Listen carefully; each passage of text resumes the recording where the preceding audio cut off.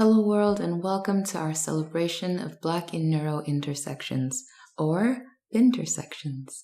Today we're honored to bring you a special podcast episode in honor of Black in Neuro Week 2021. I'm your host, Dr. Asma Bashir, and today we'll be celebrating intersecting identities and experiences as Black and queer, Black and disabled, Black and first gen, Black women, Black immigrants, Black parents, and more.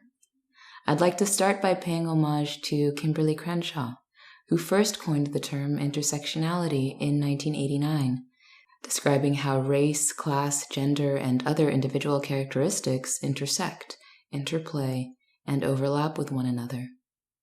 We are thrilled to have three incredible guests who will be sharing their own stories with us. Shanice Bailey is a Black woman of Caribbean descent who is nearing the end of her first year as a PhD student in systems neuroscience at University College London in the UK. Manny Jade Garcia is a Black Indigenous Latinx abolitionist, science communicator, and PhD candidate in clinical psychology, exploring the relationship between Indigenous healing practices and mental health. Manny Jade also works as an educator for the Racial Trauma Center at Genesee Valley Psychology, and as a researcher and evaluator with Social Insights Research. Demarius Young Jr., also known as D, is a legally blind Black man who just started medical school at Howard University College of Medicine. First and foremost, I want to welcome all of you to our conversation, which I've been looking forward to for quite some time now. Thank you all for having this conversation with me. Let's start with our first question of the day. What does Black in Neuro mean to you? Shanice, would you like to go first? Yeah, to me, Black in Neuro means community. It means presence. It means empowerment. I think actually before summer 2020, I only knew about 3 Black neuroscientists, 2 of which were students, a master's student and a PhD student. How about you, Dee? So going off of what Shanice said, it was for me a community. So I actually kind of fell into neuroscience research. Basically, I got a call when I was like a sophomore in college about an internship that I applied for like 6 months before. I just happened to fall in love with it. I don't think before last summer I met a Black person who also did neuroscience.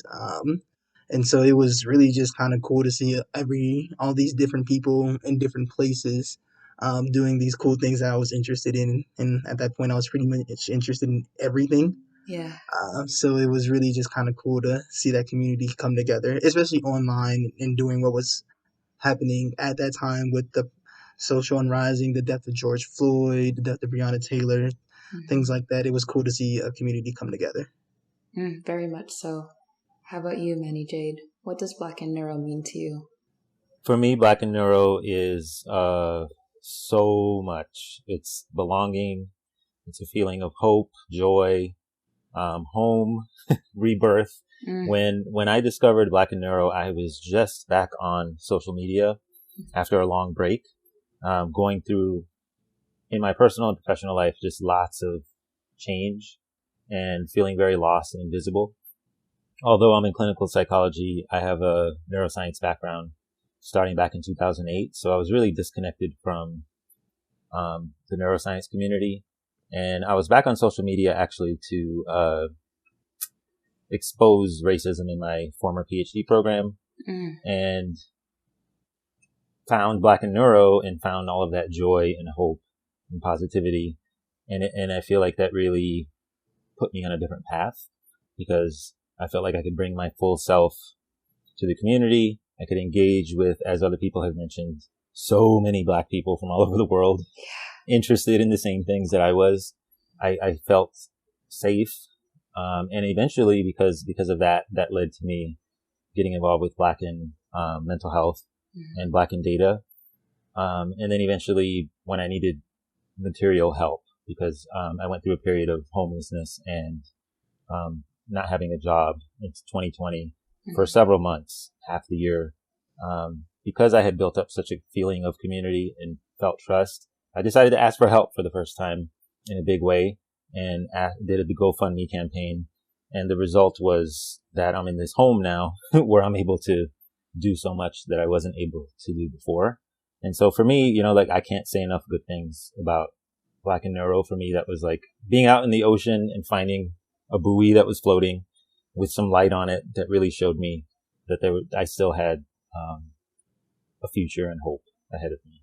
Wow, I could shed tears right now just for that answer. I'm so happy to hear that you're doing well now, Manny Jade, and I'm so happy to hear the responses of both Shanice and Dee as well, because they speak to my experiences. I heard themes of safety and comfort, and I know that that was something that I was searching for as well last year, given everything that was taking place. We should probably talk a little bit about the intersectional identities that we all have so that our audience knows and they're aware, so that if there are people who identify similarly, then they can say, oh, that's cool, they're like me. And if not, I think it's a great way to also build allyship so that people humanize individuals who might be different than ourselves. So I'll start. I am a Black Muslim woman. I wear the Muslim headscarf, the hijab. My indigenous roots are in East Africa and the Arabian Peninsula. I guess those are most of my identities. Yeah, we'll stop there for now. Could everyone else briefly tell us about your identities, your respective identities? I am a Black Christian woman of Jamaican descent. So both my parents are Jamaican. My grandparents are actually part of the Windrush generation. Yeah, I think that's it. Who wants to go next? I'll go next. Okay, so I am a legally blind Black male, and I'd also like to throw in that I'm from a very low SES family. I have albinism of the skin, hair, and eyes. The latter is actually what causes the legal blindness. And I just want to throw in a definition. So legal blindness is defined as vision that's 20/200 with corrections. So I've had surgery, and I also wear glasses. Okay, thank you for sharing. And you, Manny Jade? I identify as Black, Indigenous, Latinx. So my family is from Puerto Rico, but I grew up in New Mexico. I grew up as a Jehovah's Witness, and I was a Jehovah's Witness till I was 30 years old. So we were missionaries. We moved around a lot. So I grew up near Mexican culture. So I don't identify very strongly with Puerto Rican culture, on top of the fact that the word Puerto Rico is like a colonizer description. So for now, I've just broken the identities out into the individual components. I identify most strongly with being Black. And then I also identify as a two-spirit person in gender. And that's a newer development that I'm open about this year. Wow, I'm so happy to hear that you're exploring that. Thank you all for sharing your identities and the intersections of all of your identities. Now, my next question is, in what spaces do you feel you can best express all aspects of your identity? Every single thing that we've talked about, how does it crescendo into a space where you can be 100% yourself? I can start if everybody's okay with that. So I would say the space that I feel most comfortable in would probably be like how do I put this? I grew up like not necessarily in the projects or anything like that, but definitely like low income areas, and that's where I feel most comfortable with all my identities, because that's just how I grew up. Those are the people that I was around the most. The people who grew up with. They accepted me. We played together. We went to school together. We did everything together. So generally, I like to say different people have different names. So it's like I like to call it the hood. Other people like ghettos, hills, slums, bottoms, like whatever people like to call it. But that's where I feel most comfortable, and that's where I feel like I can express all of my identities. May I ask a follow-up question? Yes. Where did you grow up? So I grew up in Kansas City, Missouri. Okay, and how often do you get to go back? Because I assume now you're based in and around Howard University campus, right? Yes, so I actually don't get to go home very often. Just because of like before I was in school, I was actually doing research, and everybody who does research understands that like you just don't get to take the time off. Like you miss a lot of stuff. So like I maybe got to go home maybe once every 2 years, 3 years, just because it's so hard to take time off. But now I'm back up to like once a year, so I'm pretty happy about that. That's good. So you were able to go back in 2021, hopefully? So I was able to go back in 2020. I spent about a little bit under a month with my mom for around Thanksgiving to Christmas. Oh, that's good. So yeah, I'm very happy for that. Happy to hear that as well. Thank you. How about Shanice? Where do you feel you can best express all aspects of your identity? I'm sorry, I keep on making Manny Jade last. How about you go second this time? Either way works for me. So there are two places so far. One is I work for a research company called Social Insights Research. It's led by a Black woman. And that environment it's the most safe I've felt ever in a work environment, to just be really open and bring my full self to work, to the interactions that we have. And so that's a very pleasant experience. The other one happened recently, and that was at the Black and X inaugural conference. I held a joyful healing space event. We did some singing and stretching and meditation and discussion. Yeah. And that really felt like 100% Manny Jade was there at that event. And I'm going to talk about it a little bit more with one of your other questions. Okay. And that just happened. So it's a relatively new experience for me to feel like I can really, truly be present all the way.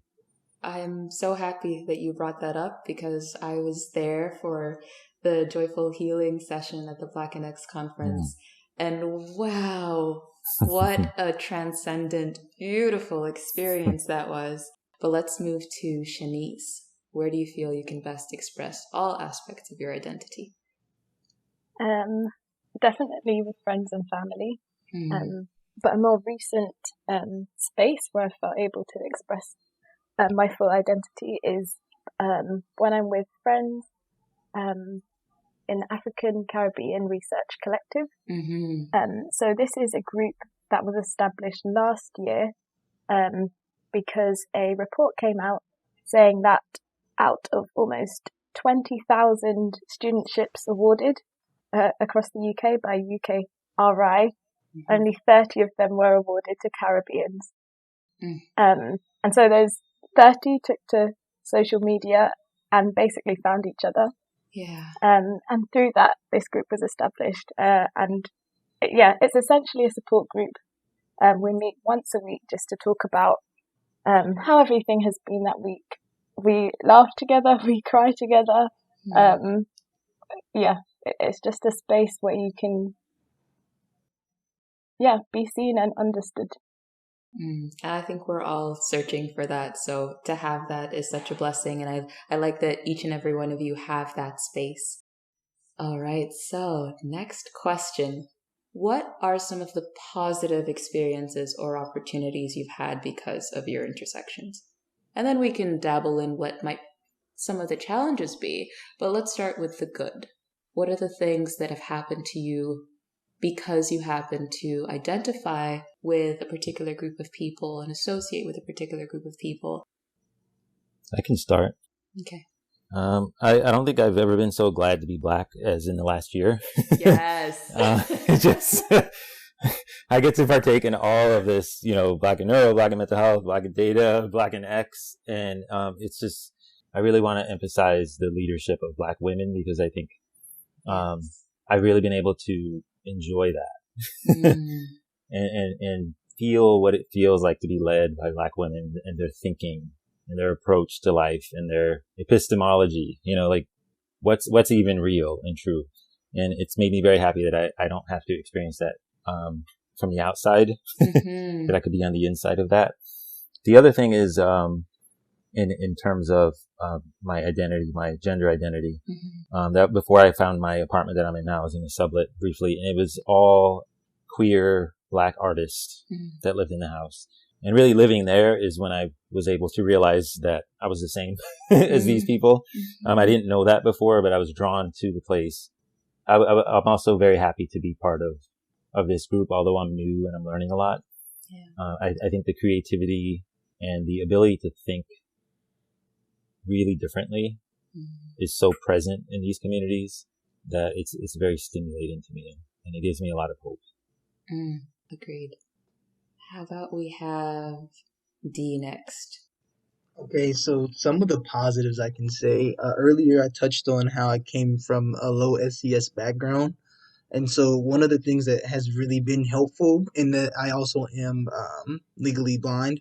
And so one of the things that actually has been very, very helpful is that the use of services from rehab services, like from any particular state, but I happen to be from Missouri. Well, I was actually able to go to college and have like 80% of my college and my college expenses paid for simply because I was legally blind. I've also been able to have like accommodations that are really helpful. So, for example, for me being a med student or pre med, you take a lot of tests. So, having that extra time on tests and having the ability to be able to think through questions a little bit more, because it's not like my vision really affects like my intellectual capability, but having that extra time really does help.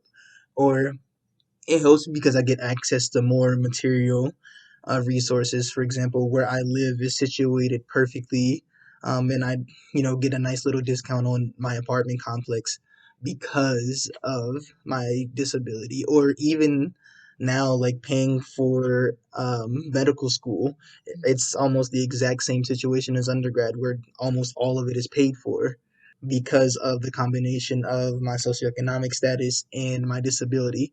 And so, like, those things are really, really helpful because you get access to things that I did not even know existed. How did you first find out about what was available to you because of your disability? I first became aware of it. I have a younger sister, and so she has a different father than me and than I do, and also my brother. And so her father's mom also worked for rehab services for the blind in the state of Missouri. And so, I believe she actually told my mom about it, and my mom was like, "Oh, okay." We didn't actually know about all the services that they provided. We just knew that like there were services that they provided, and once I was able to become eligible, they actually told us about all of the services they provided. But there are also third party services such as Alpha Point. I got really, really lucky in that like I lived like a mile away from where Alpha Point is. There's also others around the country, but I know specifically there's one in South Kansas City. And then when it comes to accommodations, because I have been disabled my entire life, I have been, and I was raised by, I was not raised by, but like I was raised in tandem. My grandmother also helped raise me, and my grandmother is, or I guess was, she just recently retired, a special education teacher. And so I knew about accommodations because like I had been in my own IEP and 504 meetings since I could remember. Like my grandma always made sure to have me involved in those meetings. And so like the accommodations I had all of my life. And then the resources you just kind of find, or for example, the apartment complex that I live in now, it was really helpful because when you talk to other young professionals who live in the DC area, it's very expensive. And so they have housing programs that help people. There's specifically one for people who have disabilities that are too young to go into nursing homes. So stuff like that, where it mostly snowballs, but I do understand it is hard to find the first one. And for me, I happen to have like a lifelong disability, so I've been like this since I was born. And so, like, finding out about them is more like a snowball effect. I hope that what you've said, though, has planted the seed in case someone else identifies similarly to start the snowball, to start looking for things that might be of benefit to them. So I'm very happy that you shared that. Shanice, would you like to tell us about some of the positive experiences or opportunities that you've had because of your intersectional identity? Yeah, the most positive experiences that I've had have to be inspiring other black women and black girls. Mm-hmm. You know, for me, I'm constantly looking for role models, looking for black female PIs, Mm-hmm. for black female postdocs, or just anyone in those sort of more senior positions. And the absence, or the lack, it's very loud. It's very loud. And so I aspire to, I guess, progress in my own career so that there is that visibility for those who come after me. Yeah, that has to be the most positive thing, to be able to speak to a black girl who's kind of interested in science, not really sure, who isn't, you know, that confident in their ability, to be able to encourage them and empower them and tell them you absolutely can do this, you can be here. It's not because I'm exceptional that I'm here, it's just that I've managed to navigate the many obstacles. I'm here, you can be here, you belong here just as much as I do or anyone else here does. And yeah, for me, that has to be the most positive experience. I think that's so beautiful that that's the ultimate positive experience for you. Thank you for sharing that. How do you all hope academic spaces will change in the next decade? You close your eyes and you picture 2031, which is a very strange number to say out loud and have it be 10 years away. What do you see in the academic spaces around you? What I would love to see in 2031 is more support for carers, more financial support for those who want to start a family. Many of us have heard of this, the phrase of working twice as hard. Yeah.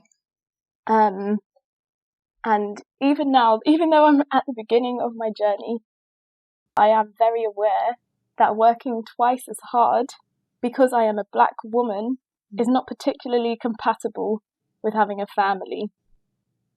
And so, yeah, even though I'm at this early stage, this is really what I'm thinking about.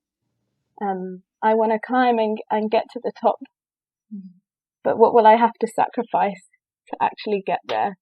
That's something I really want to see change. Let's steep in that for a second, because that was poignant. That was really heavy. We are told that we basically have to make a trade in so many ways. That first of all, you have to sacrifice your mind, your body, some aspects of your sanity, because in certain spaces you will be gaslit. And still the desire to, have a partner, have multiple partners, having children. It just seems less and less feasible to do both well when you have to give so much of yourself to prove yourself over and over and over again. Yeah, that's that exactly. Gosh, I feel you in every way. I know, Manny Jade, you're a parent, right? So I think you can actually speak to a little bit of this. Yes, I have a just turned 17-year-old child, and I've been a single parent through this entire process of trying to get an education. So, wow. Shanice, I feel very deeply what you're saying, and honestly, it has affected my relationship with my daughter in ways that I'm not happy about. Being so involved in working. I think twice as hard is generous. I think we work 10 times as hard and get maybe like 1% of the credit for what we do. And so I feel Shanice's statements like in my bones. Yeah. I'm sending out warm vibes to all of you right now. Thank you. How about you, Dee? So I guess in 10 years, what I would like to see is more of like a complete overhaul of the entire education system. Yeah. So I have like a very particular story when it comes to education. For example, like when I was in high school, I actually had to transfer out because my entire school district was on the brink of losing their accreditation. And so I want that to not happen. And there was just such a drastic difference. And I transferred to a private prep school because I was really good at track at the time. And so I want a complete overhaul, like starting from pre-K all the way up into higher education, because I feel like poor kids, especially like poor black kids and black and brown kids specifically, don't get the opportunities to be great in academia, and it's so inaccessible. How I like to explain it is like it was basically a combination of like luck and a little bit of like talent that wasn't even related to education that got me to the situation. And I don't think that that should happen. Like, I don't think that that's fair. It's really expensive to get an education. Even on basically a full ride, I still struggled in college. And like, I'm only able to do well in med school or, do what I'm supposed to do is because they provide my cost of living for me. And so, like, I just don't think that that is okay. I want it to be more open and more accessible. I want little black kids to actually be able to, if they want to continue on, not have to worry about how they're going to pay. I had to worry about like textbooks or access codes. I want that to not happen. I want like little black kids, if who are interested in science, to be able to like not have to like give up, opportunities. Like I could only take paid internships. I don't think that that's fair. Those are few and far between. So it's just stuff like that. I want it completely overhauled, just so everyone has a fair opportunity. Yes, yes, yes, yes. I agree with absolutely everything that you've said.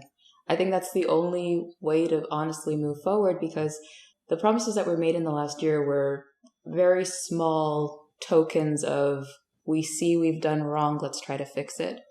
When I think massive, massive change, like you said, Dee, needs to be made in order for it to be actually equitable. Simply giving, I don't know, a couple of scholarship opportunities at the graduate level is all well and good, but if someone has been robbed of opportunities since they were in kindergarten, as you said, then they're playing a losing game. You know what I mean? And it's really not fair. Okay, I love this question just because I think it lets me know a lot more about each and every one of you. What do you think is the most important lesson you are learning at this stage of your life? It can be a professional lesson, it can be a personal lesson, it could be a little bit of both. But what's something that you're actively trying to better about yourself, or better about the world around you, better how you navigate the world? Who wants to start? We can also take some time to just think about it. I don't mind starting. Okay.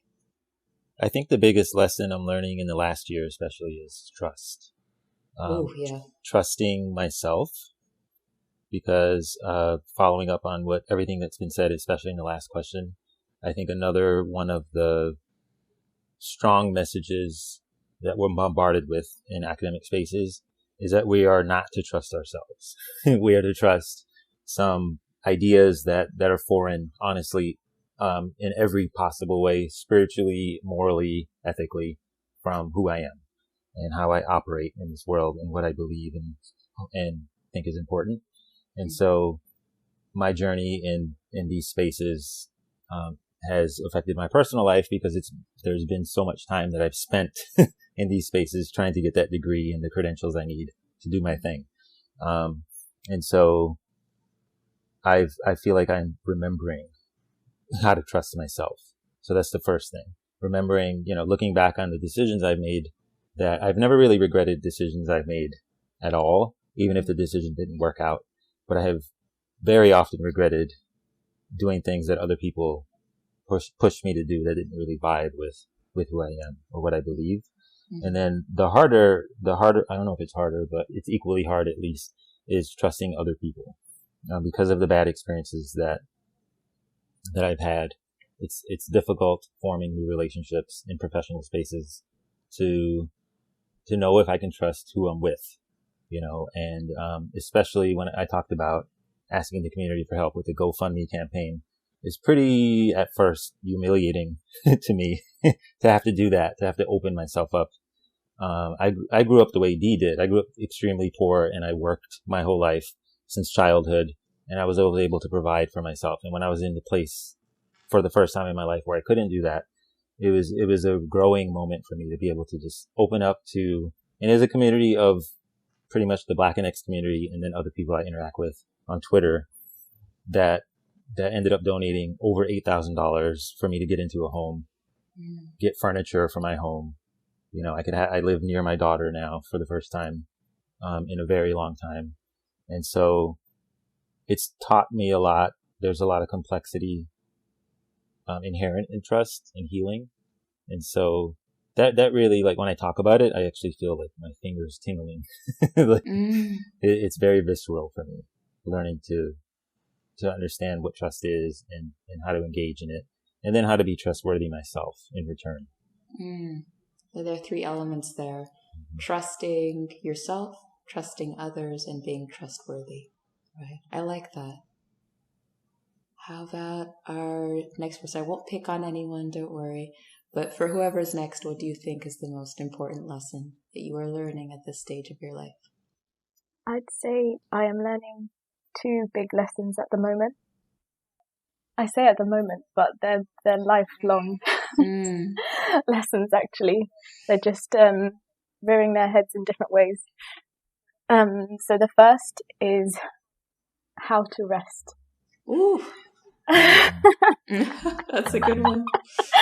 So I think I've known that it's very important to rest. Yeah.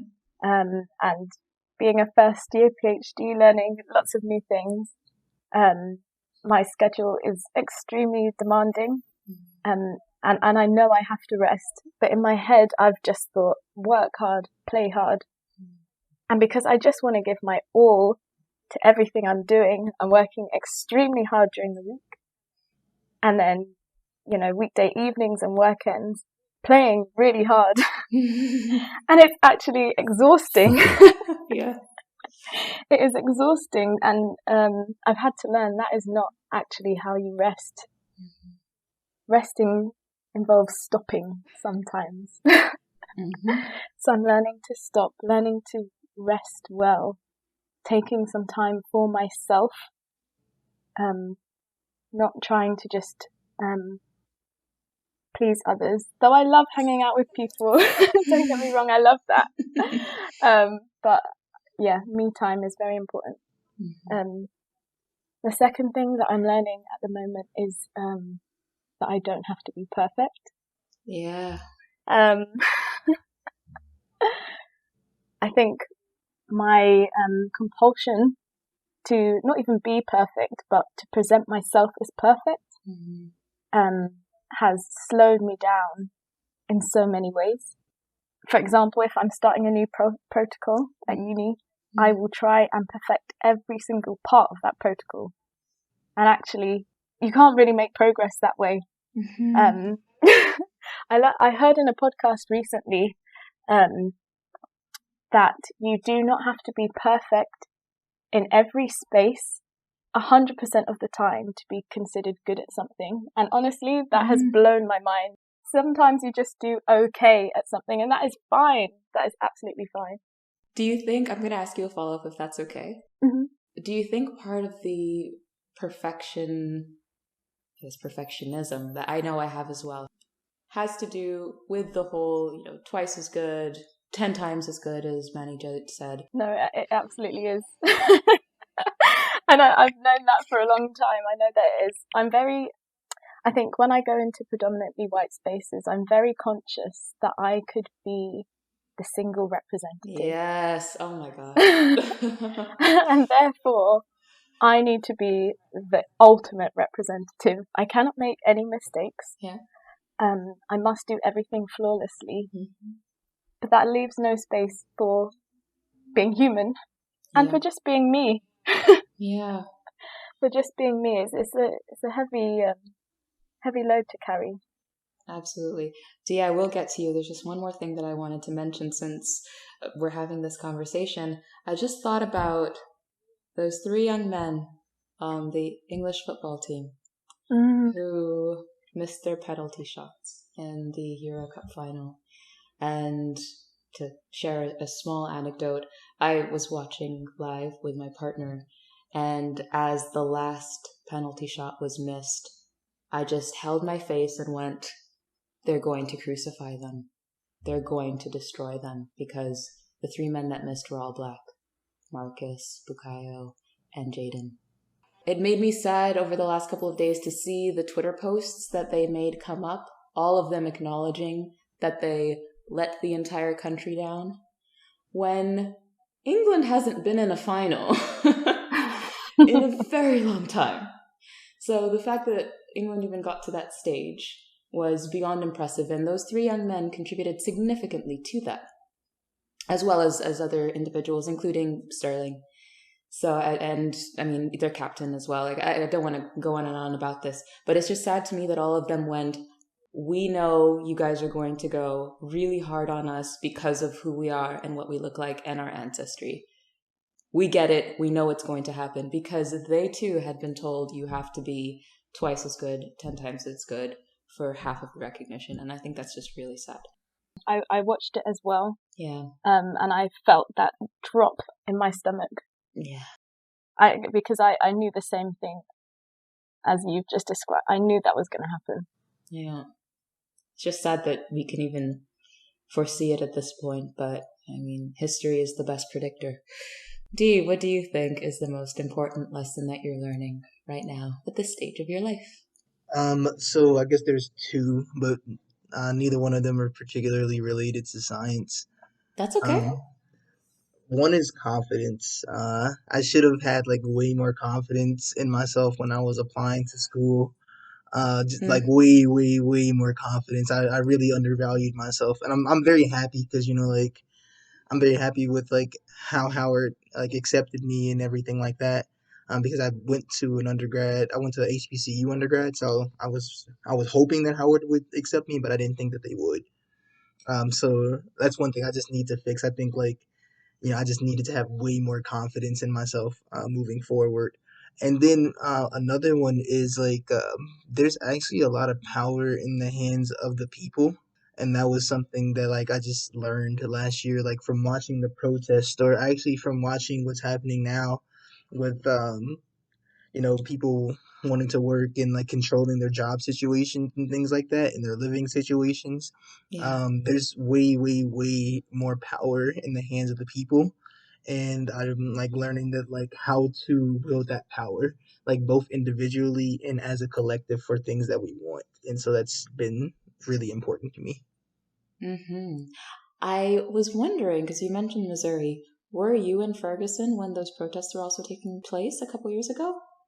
So I was not. I'm from Kansas City, so that's about 4 hours away. I did go to Ferguson about a month after everything had happened, and I did, I went to go pay my respects to the memorial of where Michael Brown was. I went to the murals. I actually spoke with a couple of locals who, before Michael Brown, that had happened to their sons. Like I again, because of where I grew up, I'm used to the police following me. I'm a runner, so like, like I grew up with the police following me everywhere I was going, or like, um, like the police if I'm playing outside, I'm used to the police circling around the block. So like, that was like normal. I thought that like, that was something that only really happened like where we lived and where I lived and neighborhoods I lived in. But it was really kind of interesting to see that like that was something that happened widespread. Like the police follow all black boys when they're going to the park or something like that. So it was just really interesting. Yeah, I know that happened to my brother, even while we were living in Canada, because we lived in the States for a period of time and then we were in Canada, and Canadian police are exactly the same. I'm sending love to you right now, because we don't deserve that. Nobody deserves that. Thank you. I want to keep things a little happy and light now, if that's okay. When was the last time you felt blissful, happiness, joy, loving energy? I have a feeling I know what your answer is, Manny Jade. But... Yes, you do. Well, do you want to just go ahead and start then? We can start us off. Yes, absolutely, hands down. The Black and X inaugural conference, I was able to host a joyful healing space for an hour. It was just an hour. However, it's still carrying me, that experience. I really like, I'm an artist, a musician. I love singing. So, I really miss in professional spaces, not being able to bring that part of myself. I often have, thought I made the wrong decision and should have gone into music the way I was trying to. So to be able to overlap those two things, I think it set the tone for me for just like a magical, energetic. I don't even know how to describe it. I'm glad you were there because you can maybe add words, but just there was so much joy and I feel like we were all really tapped into that collective desire to be well.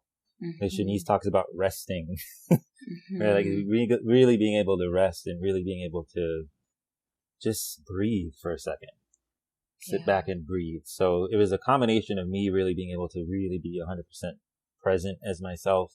I had a mentee there that sang with me, a young Black woman that I've mentored for many, many years. And we didn't even know that the other person could sing. It just kind of happened like randomly in another meeting. And I was like, oh my God, I'm doing this thing. You want to do it with me? And so it was just pure bliss. Yeah. I've tried recreating that in a less, like a more academic kind of setting, and it didn't work at all. Oh, really? Yeah. Oh, that's unfortunate. Yeah. So, but it's okay because I learned that, I have to create my bliss, on my terms and with people that are like-minded.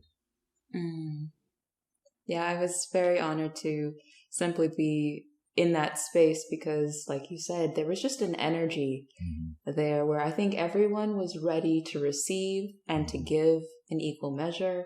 Yeah. It was just a vibe. It was a really very peaceful time. I had a smile on my face for the rest of the day. It was so beautiful, and thank you for leading us in that session. So glad to hear that. Thank you for coming and for commenting on it because I have been wondering how people felt.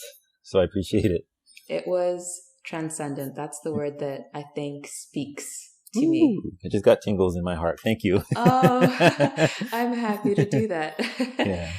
Okay, let's share the bliss. Who else has felt blissful recently and what led to that feeling of bliss? Oh, I can start. So last week was actually my orientation for med school. I literally just started a week ago. Ooh, Thank you. congratulations. And I would say that was probably the most blissful I felt. Like I stated earlier, like the only thing I've ever wanted to be since I could speak was a physician.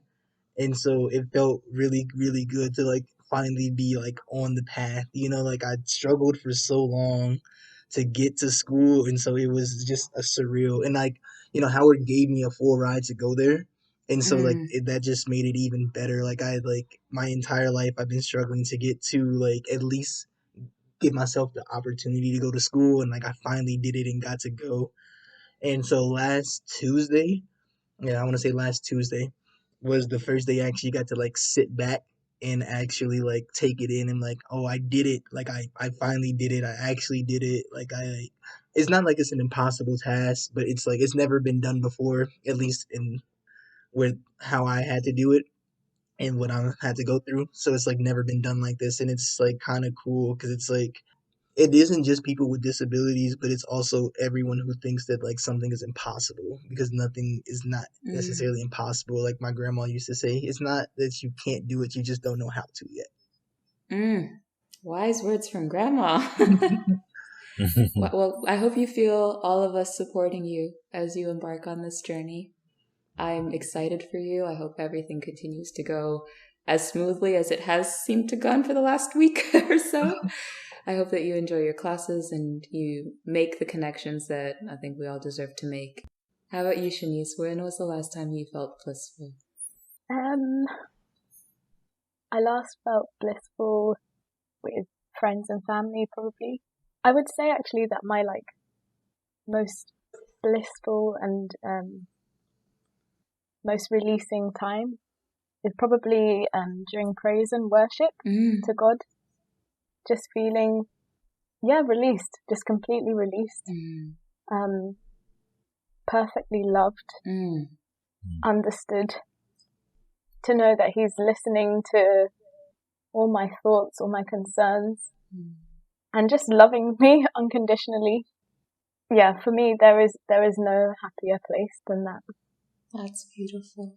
Thank you all for sharing that. I know it's quite personal a question. I mean, this entire conversation is quite personal, but that one in particular is close to your hearts, and I appreciate that you would share all that with me. Our final question of the conversation. If you could send a letter to your younger self, what would the main message be? I would say if I could send a letter to myself, it would probably be titled "Don't Quit." That would probably be it. Like, even though like I never really quit on this journey, like there were definitely times where I was like, this is it. Like, I'm not, like, I want to say literally a month ago before I started school, I'm like, okay, this is it. I'm not going to school. I'll figure out something. Oh. Yeah, I had a lot going on, but it all came together at the very end. So I'm very thankful for that. Very grateful. But I would definitely say, like, just don't quit. Like, I went into science simply because I had a teacher that told me I would never be able to do it. Rude. Oh my Yeah. God. Yeah. So I would say, like, that would be a letter. Just don't quit. Like, keep going no matter what. Like, as long as you do what you're supposed to do, you'll be fine. And that would really be the contents of the letter. Just do what you're supposed to do and don't quit. I love what Dee said so much. So thank you for sharing that, Dee. I think my letter would say 3 things. Believe in yourself, and you are never actually alone, and remember who you are. So I've had to make a lot of decisions throughout my life, personally and professionally, that have put me through periods where I felt very alone. Like I just didn't have family or community there to support me. And sticking it out and believing in myself, reminding myself what my values are and why I'm doing what I'm doing has brought me to, for example, this conversation. So, I'm listening to people talk. I'm listening to Dee and Shanice and you and feeling so happy. Like it's such a privilege to be around people that refine my thinking and remind me that I'm okay, that I'm not alone. Yeah, I think, that's what I would say. And that the remember who you are, goes hand in hand with believe in yourself. Just, there's a lot of noise out there. There's a lot of people saying, do this, do that. And those are not the things that lead me to joy. Those have never been the things that lead me to joy. It's always been reminding myself what I'm about, what I bring to the table with my unique existence here on earth. So in relationships that are personal and private and in more public spaces. Yeah, I love what Manny J has just said. Especially remember who you are. I think the main message, if I was writing a letter to myself, wouldn't be too distant from that. I think instead it would be remember where you've come from. So sort of, know your roots. I think a lot of the lack of confidence that I've had in myself is from not knowing who I am, not knowing where I've come from.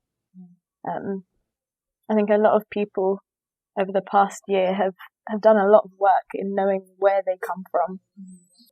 And I've done that too and have found it incredibly empowering.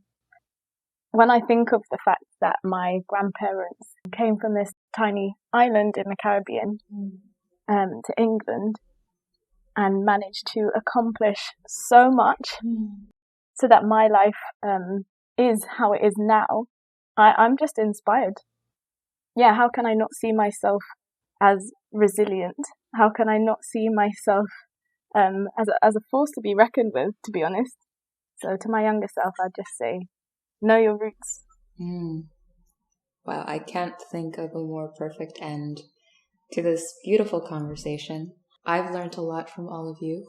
I actually jotted down a couple of the things that you've all said in terms of lessons that you're learning at this stage of your life, just to remind our audience. There are mentions of trust, of remembering to rest, of trying our best to not feel the necessity to be perfect at all times, recognizing the power of the people, and then, as we concluded, talking about the letters that we would send to our younger selves, Don't quit. Believe in yourself. You're never alone.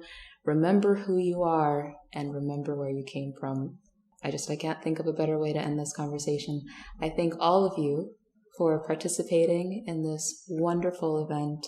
Black in Neuro Week is such a beautiful celebration of Black neuroscientists, Black individuals who are in neuro-related fields, and I'm excited for the rest of the Black and Neuro community to know all of you, to hear from all of you, and I have a feeling that you'll have a lot of people feeling that tingly, joyous feeling that Manny Jade was talking about after they listen to this episode. Thank you, Dee. Thank you, Manny Jade. Thank you, Shanice.